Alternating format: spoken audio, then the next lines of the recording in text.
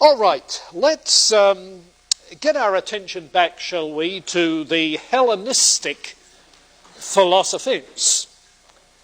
Last time we were on Epicureanism, with its beginnings as far as the hedonistic ethic is concerned in the ancient Cyrenaics, and then with the addition of Democritus' atomism, materialistic metaphysic, developing the distinctively Epicurean philosophy, which, as we noted, was going to have a resurgence and considerable attention in modern times when the scientific revolution of the Renaissance abandoned the Pythagorean and Aristotelian approaches to science with formal causes and final causes. Scientific revolution left simply matter, material cause, efficient cause, natural forces, and that is what made Democritus attractive, because it sounded very much like Democritus' idea. So Epicureanism is going to figure later on. Something similar can be said of Stoicism, also of Hellenistic skepticism, also of Neoplatonism. Those, in fact, are the four main Hellenistic philosophies, and every one of them has far-reaching influence later in the history of thought. So it's important at this stage to get a good handle on what they are. Stoicism, I was commenting last time about its roots, where the starting point in terms of the Stoic ethic is in the attitude of the ancient Cynics, particularly their detachment from externals, external comforts, external troubles, in an attempt to get back to nature, to live in harmony with nature in a simple sort of way. Now, I think that in that the two key themes carried over into Stoicism are, one, detachment from external circumstances. Detachment from external circumstances. And secondly, living in harmony with nature. Living in harmony with nature. The outcome is that in the Stoic ethic as such, the main virtue which they sought, the good that they sought, was known as apatheia. And yes, it's from that term that we get apathetic, get the note of indifference. Apatheia. Apatheia literally, the alpha privative and then the noun, is freedom from passion, having no emotional upset. You see, detachment in that sense, an emotional detachment from the external circumstances. It was said of the Roman slave Epictetus, who subsequently became one of the Stoic philosophers, that his slave master one time was molesting him physically, viciously twisting his leg, to which he complained, "You're going to break it." And he did break it. And without any further ado, Epictetus apparently limped for the rest of his life. Detachment from such bodily circumstances. Now, whether the story is true or apocryphal, it illustrates the point. Reminds me of the time when I was, some years ago, sitting in the dentist's chair while the dentist was doing what dentists sadistically love to do. And when he had my mouth nicely filled with his gear, he asked what I taught. And when, in between gurgles, I told him what, he drilled a little bit more, and when he got an appropriate neural response, asked, "I wonder what a Stoic would say now." Detachment from, you see. I wasn't in a condition to tell him I wasn't a Stoic and explain why. But all right, the Stoic attitude. But there's more to it than simply in a matter of emotional detachment, because this supreme good, apatheia, can be achieved by the rational control of the passions. By the rational control of the passions. Now, this is going to be a theme that we're going to hear a lot of. Oh, in a way it's anticipated in Plato, where it's the intellect that has to eventually control the appetites, you see. But as we get into modern times with people like Descartes and Spinoza, you'll find this theme again to the effect that an emotion, a passion, is a confused idea. And when intellect, reason, is able to get a clear and distinct idea of what's really going on, then that clarity of thought dispels all emotion. Reason controls the passions by its clarity of understanding. Now, that, I think, has very plainly its roots in the Stoics. Because the Stoics were not simply shutting their eyes to problems, pain. They saw particular circumstances as part of the world order.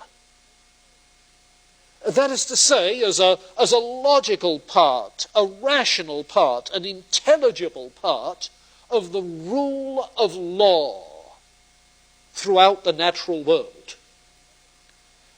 And if the adversity that comes to you comes as a result of the operations of natural law, then after all, what can you do about it? Seeing that clearly you're in a position to accept it, to gain a rational detachment from it, and to try in future to order your own life in harmony with nature and natural law, you see. So the idea of apatheia is tied to the notion of ordering your life in harmony with the natural order, with the laws of nature. Consequently, it follows that not only emotional upset, but moral evil is basically due to being out of harmony with natural law. Moral evil is due to our irrational impulses, like the pursuit of pleasure, greed, anxiety, fear. You see, and under those impulses, we tend to act in the face of circumstances in ways that are contrary to nature. That phrase, contrary to nature, you see, stands in contrast to harmony with nature. Contrary to nature, in harmony with nature. And moral evil is what is contrary to nature. Sin against nature. something unnatural. The practice of Stoicism was, in a way, almost like a religion. The term nature was roughly synonymous with the term God, but an impersonal God. A kind of pantheism is what is involved. A kind of pantheism. And here we begin to get then into the philosophy of nature as such. Nature is one unified whole. And under the influence of Heraclitus, it is one whole with two aspects, two ways in which we can think of it. In fact, the terms nature and God seem to indicate those two ways. Because if we think of nature as simply inert substratum of matter, then that implies something passive, something that is ordered but doesn't do the ordering. On the other hand, if we speak of God, that suggests something active, which is not so much acted on, but acts and does the ordering of nature. So you have two aspects, if you like, one passive and one active. And the active one is, of course, the rational one. The passive is simply our materiality, the material existence, which is ordered. Now, it's this God, this active side of nature, which is the focus, and which gets to be spoken of as logos. And so I call this a logos philosophy of nature. That is to say, the active force is this cosmic reason. Anaxagoras called it nous, mind. Heraclitus called it logos. The Stoics sometimes speak of it as God or providence.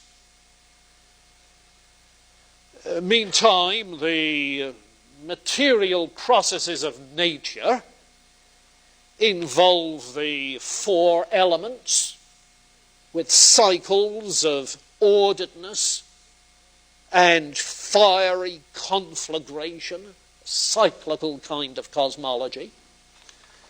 Nature, with its ordered processes, is therefore a deterministic kind of grid, so that natural laws are causal forces at work in nature, causal forces of an ordered sort, of a uniform sort, regular and intelligible.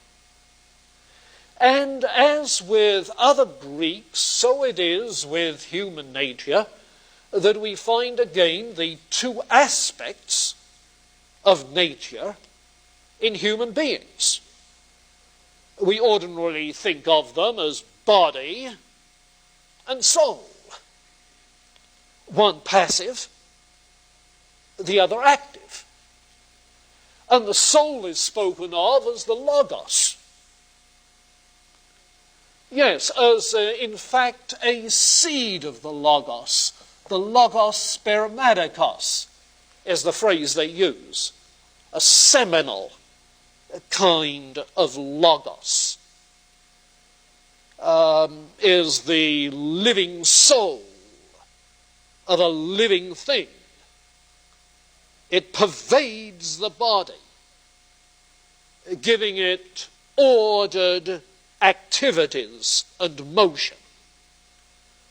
So that this seed of the divine logos, which is the human soul, operates through 8 means. The 5 physical senses, our reproductive powers, our thinking, and our speech. The 5 senses plus sex, thought, speech. All of these then being the living activities made possible by the seminal logos.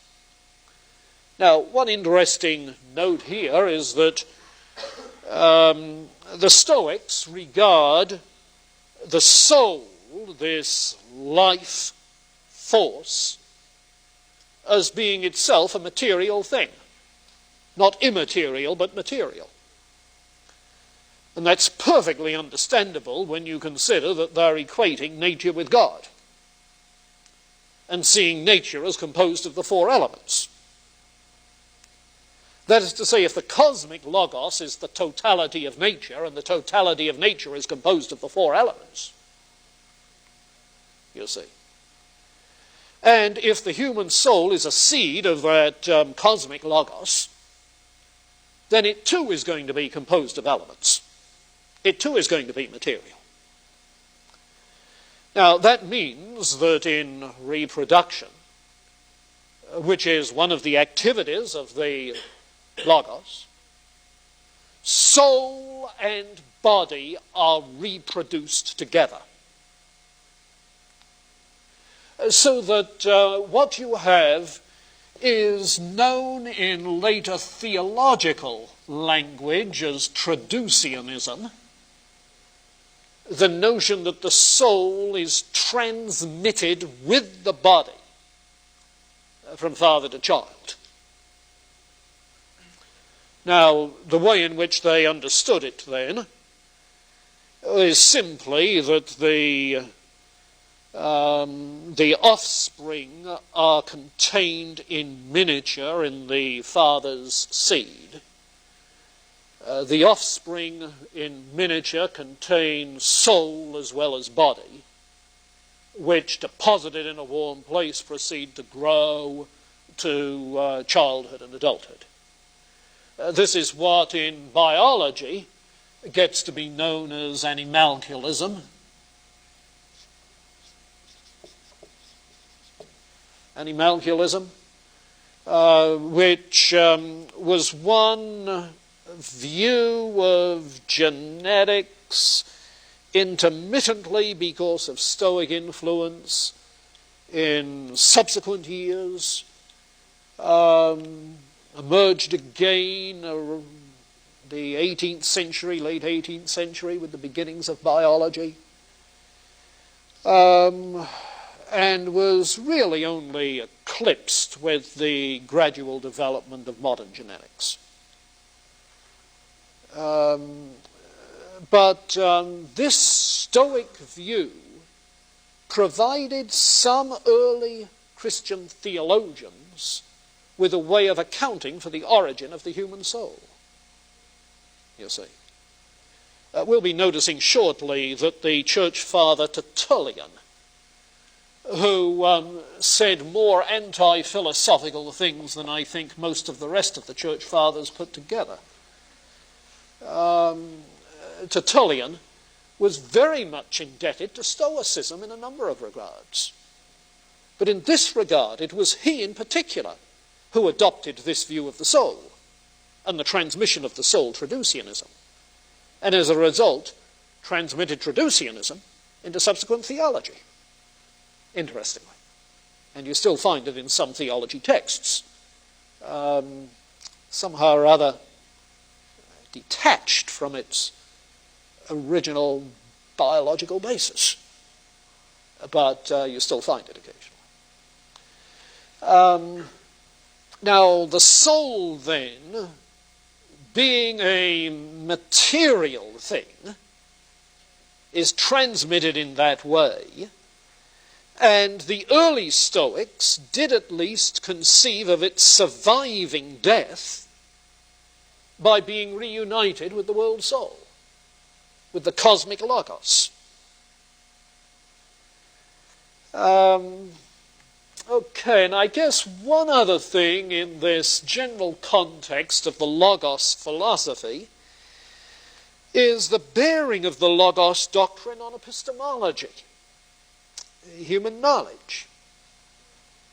The Stoics, as you gather from their materialism, reject any notion of immaterial, transcendent forms. Any kind of Platonic or Aristotelian forms, for that matter. All that exists is particulars with various size and composite natures. Everything comes from particulars, there's nothing else. So then, as far as human knowledge is concerned, knowledge derives from impressions, sense impressions, that we have of particulars. So that the ordered causal processes of nature produce these impressions on the consciousness. Impressions on what? On the consciousness, which is, apart from these impressions, what they called tabula rasa, a blank tablet, like a blank tablet of wax on which a seal makes an impression, or a blank piece of paper on which a marker makes an impression. Okay? So the mind is blank at birth. Notice that differs from Plato, who claimed we had innate knowledge. It differs from Aristotle, who talked of potential intellect. Not blank, but loaded with capacity. You see. For the Stoics, we are the passive recipients of sense impressions, the tabula rasa. And from those sense impressions, we develop our own ideas, so that impressions lead to the development of ideas. Now, the result of this is a representational theory of knowledge. A representational theory of knowledge.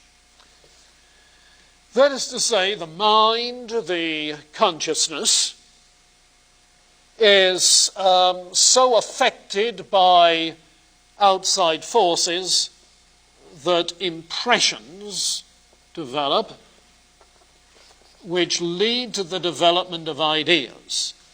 And these are representations of whatever external object it is which produced impressions. Now, this becomes, in again Renaissance times, and with this materialistic metaphysic, this becomes the standard theory of knowledge transmitted into 17th and 18th century philosophy in Britain and on the continent of Europe. In intro, you probably met it in Descartes, for whom there were ideas that purportedly represent things external to us. In John Locke, empirical ideas which represent things external to us. And both Descartes and Locke are very explicit that the direct object, the immediate object of the consciousness, is not an external object, a material thing. What you're aware of in your mind, your idea. You see? Your ideas. and the sense impressions. That's what you're aware of, which immediately opens up the huge question for 18th century epistemology. If all I know is my ideas, how do I know there's anything out there like the ideas? How can we know that material objects exist? How can we know that other minds exist? How can we know that God exists? If all we know in a direct apprehension are our own ideas. And so that kind of question then is implicit in this Stoic epistemology. It led them to look for a criterion of truth. A criterion to assure that the ideas are indeed correct representations. And the criterion they came up with was that the ideas must have clarity and distinctness. It is an intuitive test. Those ideas that are so clear and so distinct as to be beyond doubt, they are irresistible ideas. Those we can take to be true. Irresistible ideas. It's not that we unreflectively, immediately see that it's clear and distinct, but upon reflection, upon scrutiny, we realize, this is indeed a clear and distinct understanding that I have. And that is the hallmark of truth. Well, if that sounds like an anticipation of what you may have learned earlier about Descartes, it is. The very language, clear and distinct ideas, is also Descartes' language. So it's an influential notion beginning back there in the Stoics. Okay, so we have then the roots, the ethics, and the philosophy of nature. Now, what I'd like to do is to look at the selections that we have in Kaufmann and let you see some of the significant things in that.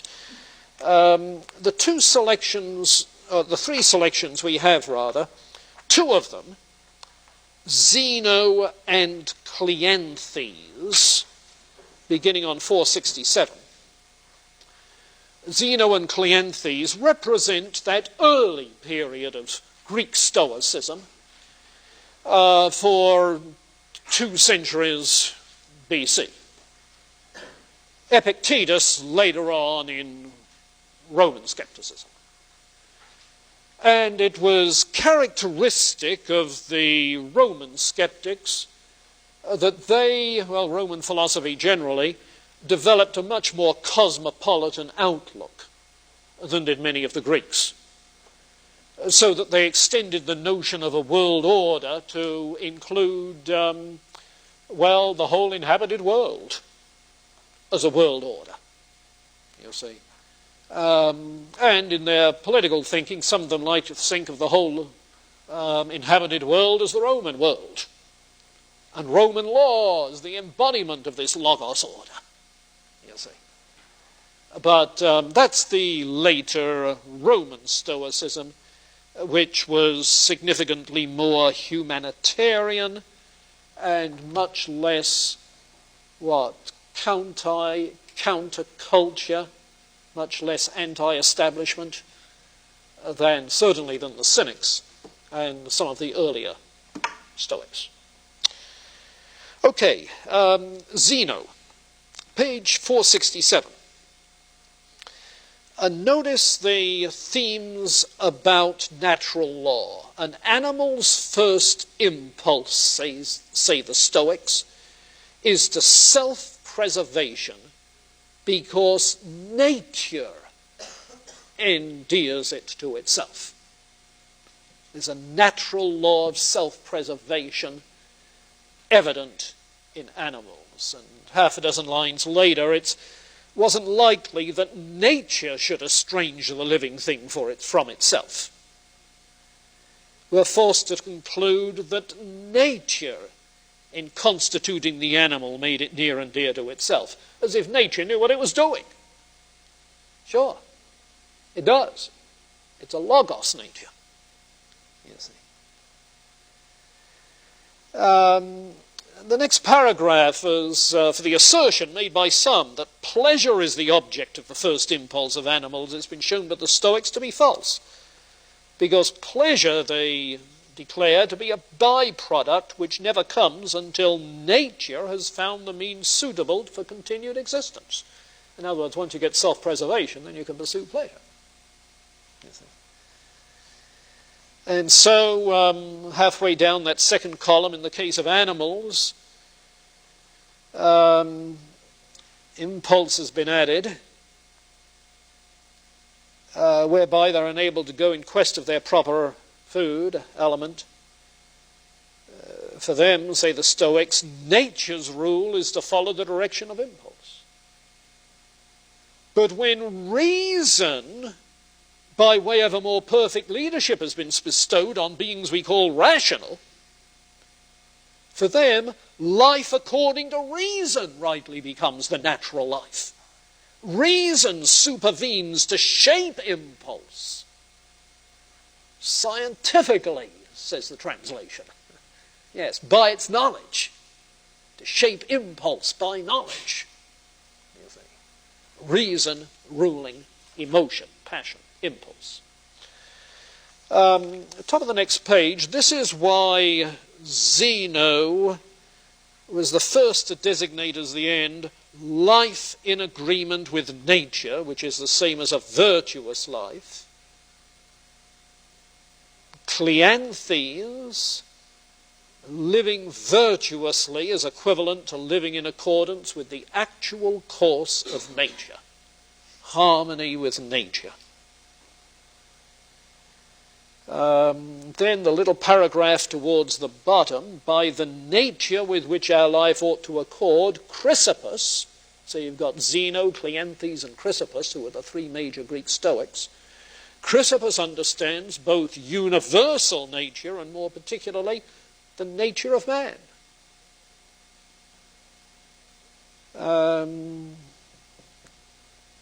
And you notice the last line in that paragraph, without adding the nature of the individual. Yes, because individual nature may be distorted by passion, and so forth. Then virtue, he holds, is a harmonious disposition, choice-worthy for its own sake, intrinsically good, not from hope or fear of any external motive, indifference to externals. So the ethic is going to be a thoroughly deontological one, an ethic of what I ought to do, what natural law requires, what my duty is, rather than an ethic of desired consequences from the external world.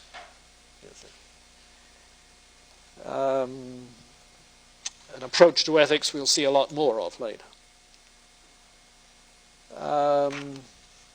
Top of the second column, when a rational being is perverted, it's due to the deceptiveness of external pursuits, sometimes to the influence of associates. But the starting points of nature are never perverse.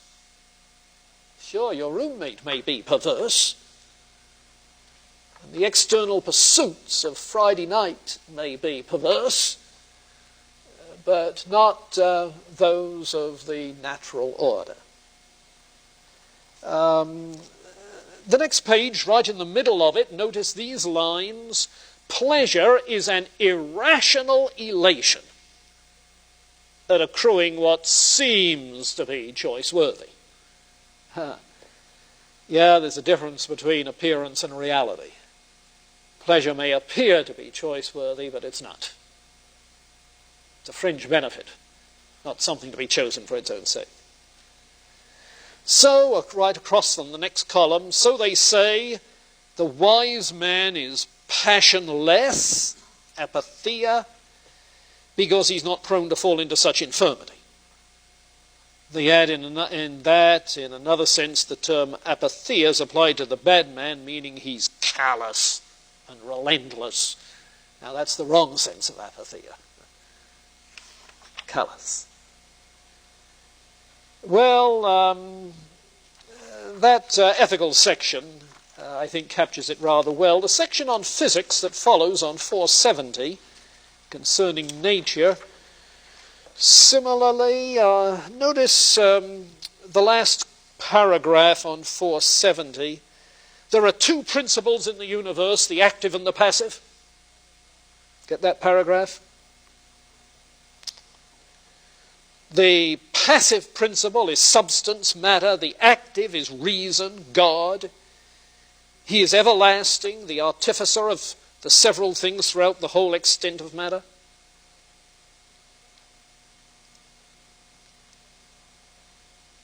Then halfway down the first column on 471, God is one and the same with reason, nous, logos, called by many other names.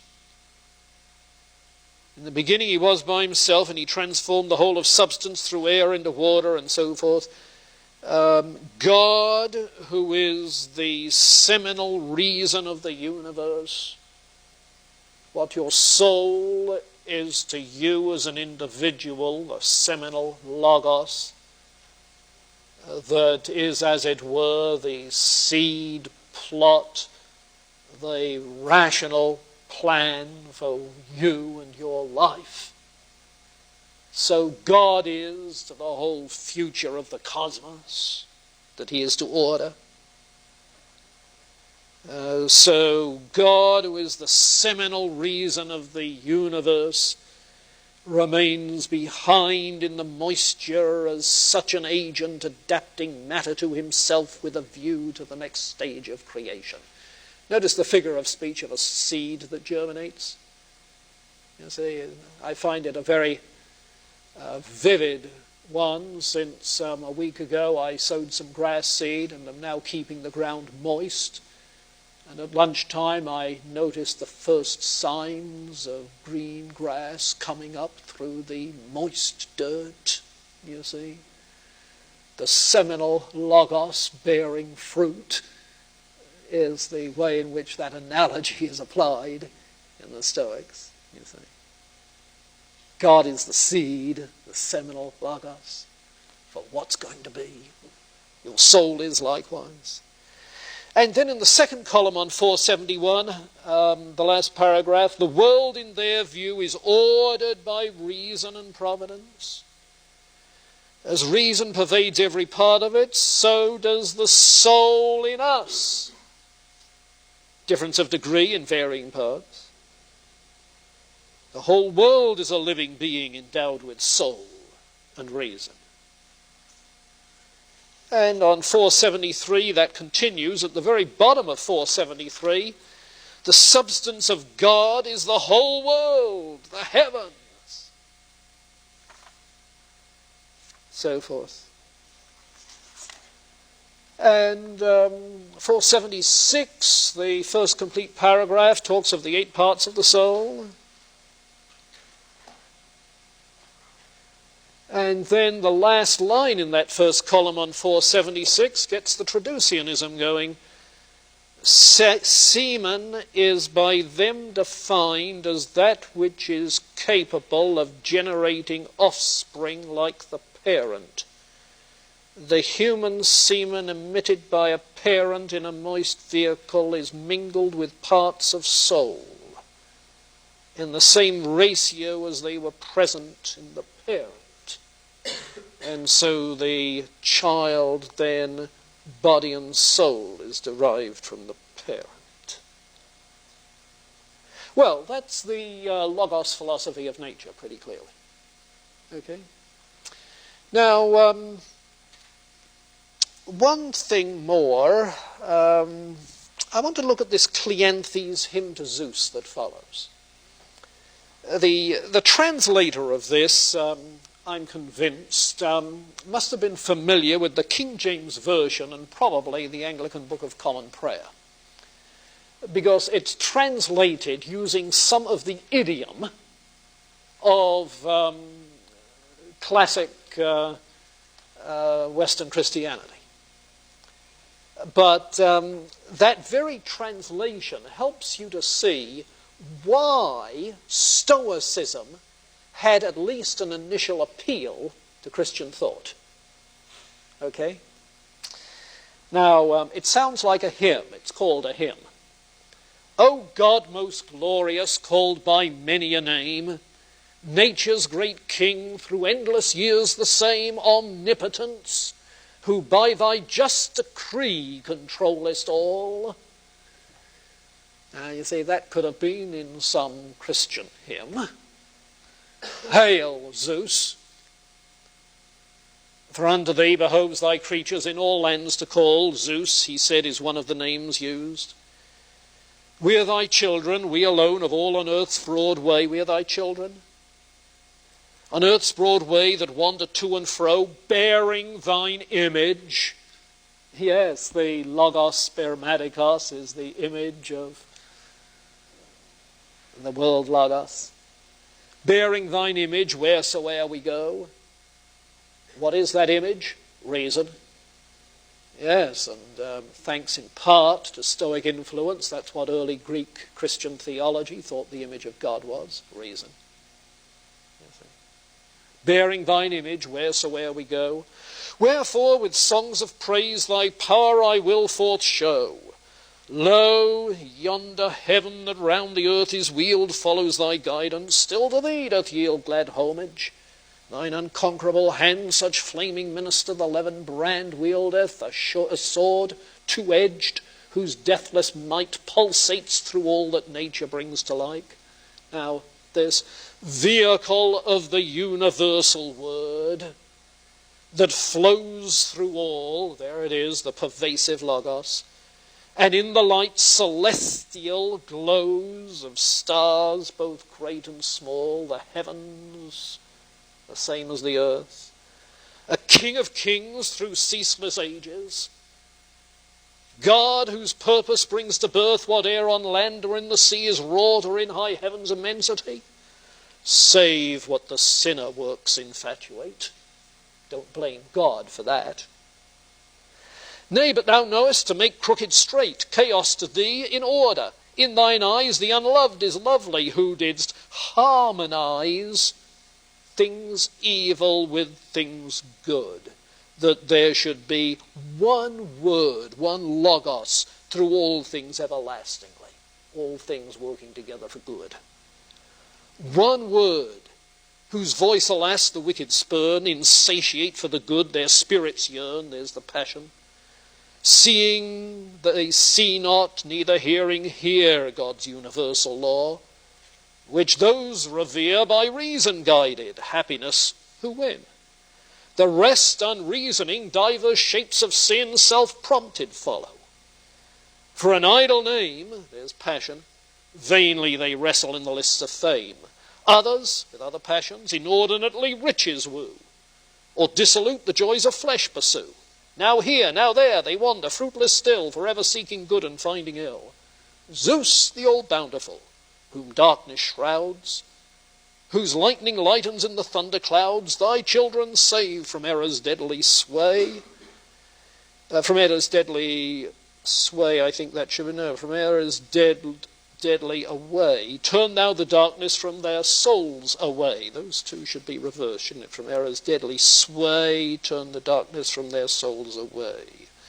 Vouchsafe that unto knowledge they attain, for thou by knowledge art made strong to reign.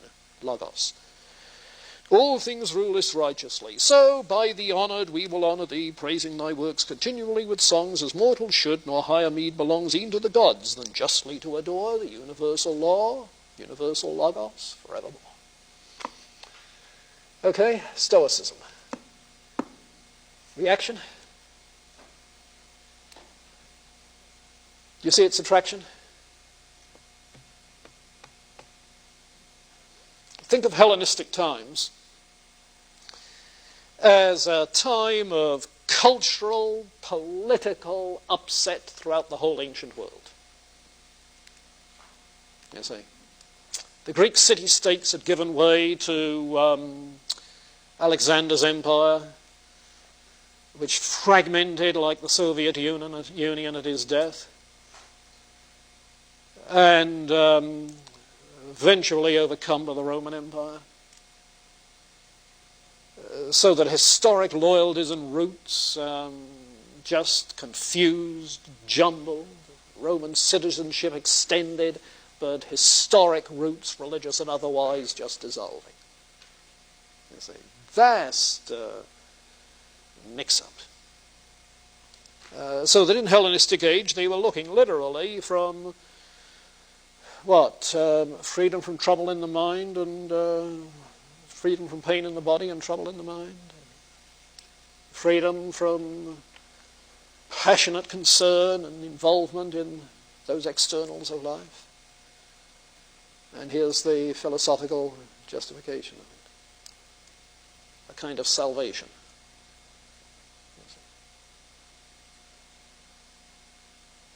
Do you follow the thinking? Questions? Yeah, that'll come out pretty plainly, I think. Not necessarily right now, some of it will now, but there's a sense in which the history of thought provides its own built-in critique of what went before. Yeah. In other words, the development of Christian thought both assimilated Stoic influences and repudiated Stoic influences. So as we trace that development, we'll see the critique developing.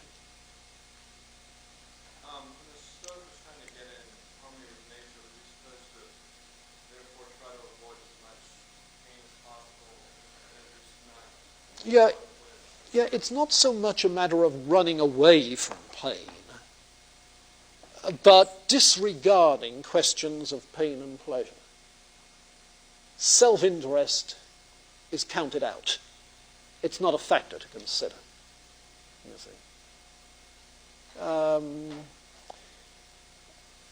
It's not that there's anything wrong with pleasure, except that it can be a deceiver, a temptress. Why do we always say that in the feminine? I guess PC would be on our tails there. All right, a tempter.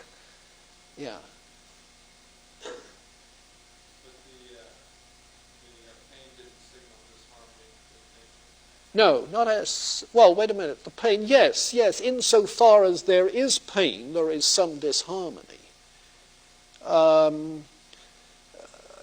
But if that is not something of our fault through having done something passionate and stupid, like overeating, for instance, then if there's nothing we can do about it, disregard it.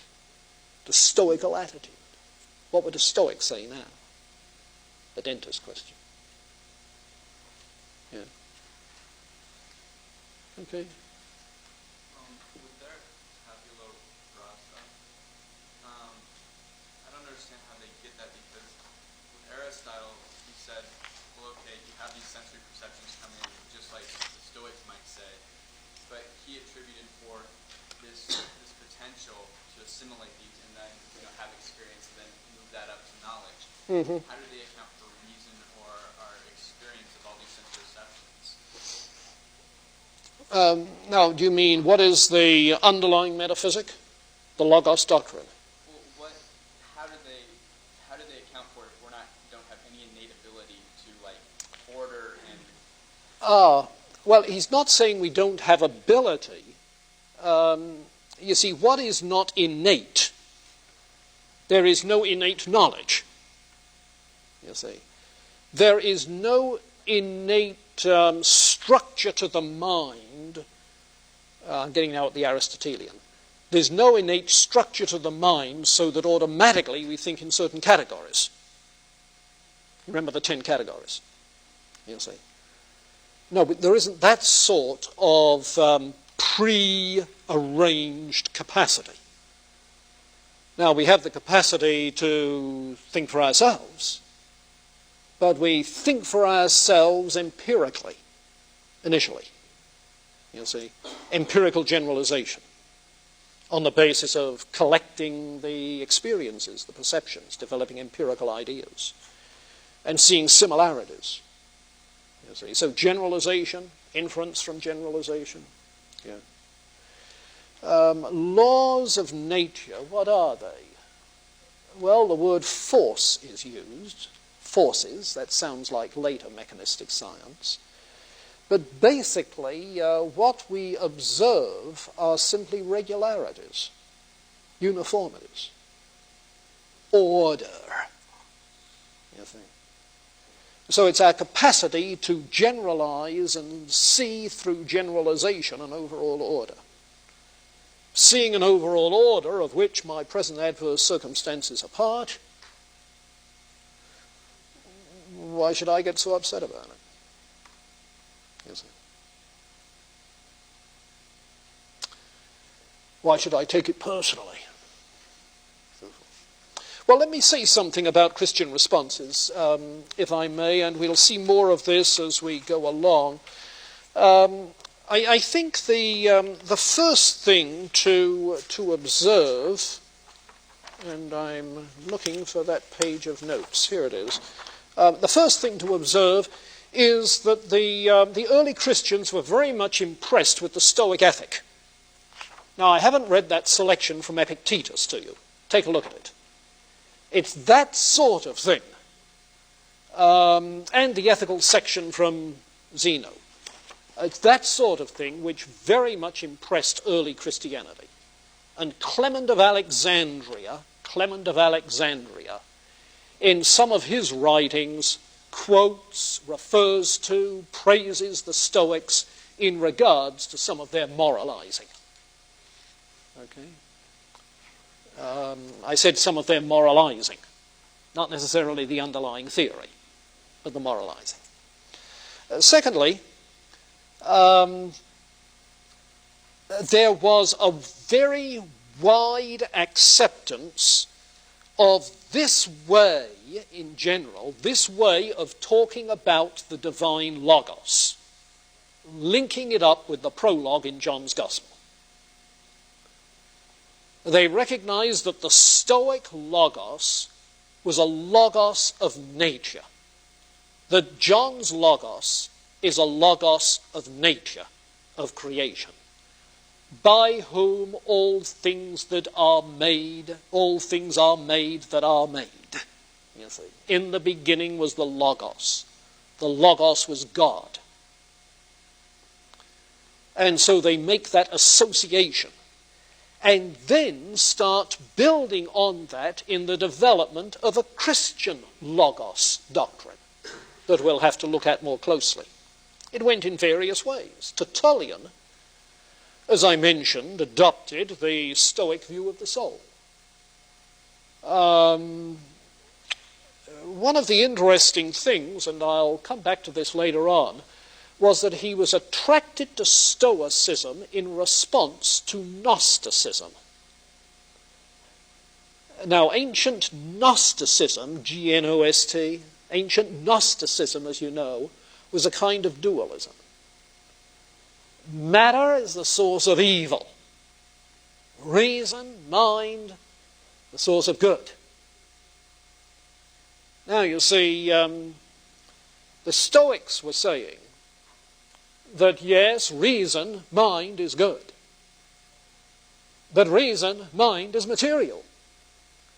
So material, ordered by reason, is good. So in order to refute the Gnostics, what Tertullian does is to accept Stoic materialism. That is to say, if a material mind or soul can be good, then other matter can be good. And in the beginning, God said it was good, didn't he? And so you avoid the Gnostic dualism that way. Well, that's not to say that that involved other problems. Tertullian, in that regard, was a minority voice. Most of the early Christian thinkers, and we'll look at this a little bit more, in responding to Gnosticism, preferred a Platonic kind of view, you see. But a Platonic kind of view that introduced the Stoic Logos doctrine into Platonism, you see. So we'll be talking about the Middle Platonism in a few days. The Middle Platonism, which combined the Stoic Logos doctrine with some Pythagoreanism and some Plato.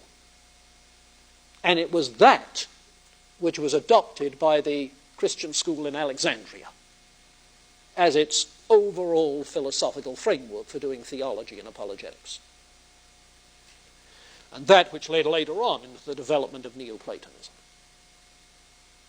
So those Christian responses are pretty obvious. Now, the one remaining thing I want to draw your attention to is the fact that when Paul was in Athens on his second missionary journey, you remember he met with some of the Greek philosophers on Mars Hill, and were told that these were, at least some of them, Epicureans and Stoics. Now, in the light of what you know about the Epicureans and Stoics, listen to what Paul said. Okay? Men of Athens, I perceive that you are in every way very religious. Well, Stoicism, yes. King James translated superstitious, which would have been playing to the Epicurean crowd because they were against all kinds of superstition, remember? You see, they wanted a down-to-earth materialism to free them from all of the fears that superstitious beliefs create. But just his introduction is intended to grab attention, identify with them. As I passed along and observed the objects of your worship, I found an altar with this inscription, to the unknown God. Now, anybody who would be drawing attention to an unknown God plainly would want to have some strong view of knowledge, like the Stoics. You see, ignorance is the source of problems. Unknown God. What therefore you worship as unknown, this I proclaim to you. God, who made the world and everything in it, being Lord of heaven and earth, and any Stoic could agree with that, does not live in shrines made by man, and the Epicurean repudiation of religious superstitions could heartily agree with that, you see. Nor is he served by human hands as though he needed anything, seeing he gives to all men life and breath and everything. Life and breath, that's logos. And everything. So he's playing to two sets of music at the same time. Nor is he served by human hands. Let's see. And he made from one every nation of men to live on the face of the earth. From the one. The one. Logos. Every nation of men. And the Stoics of Roman times were talking of a world citizenship because of one Logos. Okay. Having determined allotted periods and the bounds of their habitation, the ordered creation, that they should seek God in the hope that they might feel after him and find him. He's not far from any of us. For in him we live and move and have our being, as some of your prophets have said, for we are his offspring. That's from Cleanthes' hymn to Zeus. I just read it to you. He's quoting Cleanthes' hymn to Zeus, the Stoic poet. Yes, being then God's offspring, we ought not to think that the deity is like gold or silver or stone, a representation by the art and imagination of man. And the Epicureans are cheering at that one. The times of ignorance God has overlooked, But now he commands all men everywhere to repent, because he's fixed a day by which he will judge the world. And, the Stoic had some idea of this cycle of destruction that's coming, by which he has given assurance in that he raised a man from the dead, has given assurance by raising him from the dead. And when they heard of the resurrection of the dead, they took a rain check. What Greek wants a resurrected body? You see?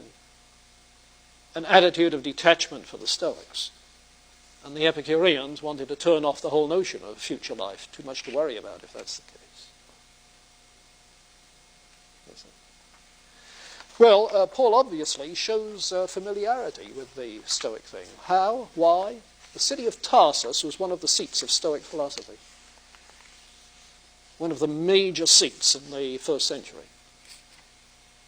So Saul apparently grew up in a context where he would, in growing up in town, have been acquainted with Stoicism, which acquaintance stood him in good stead. That sermon on Mars Hill has been taken by New Testament writers or New Testament commentators in a couple of different ways. Some have said that when he left Athens and went to Corinth, he got down to brass tacks, determining to know nothing but Jesus Christ and him crucified. That he gave up on addressing the intellectuals. Others disagree, and I guess I'm inclined to disagree. He had two different audiences. He had an audience of intellectuals in Athens. He went up Mars Hill, and it was quite a climb. He knew what he'd get there when he got there. You see. And he knew perfectly well that at Corinth he had the sailors in from all over the world visiting the brothels. And a church influenced by the moral climate of the town. You see. So two different audiences, two different emphases. But at least Paul's response is very plain, very perceptive. His strategy apparently to identify with fragments of truth that he saw in Stoicism, Epicureanism, but to recast them into a different context, restoring them to a true context. Now, that's precisely what later on Justin Martyr and Clement of Alexandria are going to say, when they tell us that all truth is God's truth, no matter where it's found. And the task of the Christian is to regather these fragments and restore them to the body of the whole from which they have been stolen. You get it? That's where the notion of all truth is God's truth comes from, in this very context.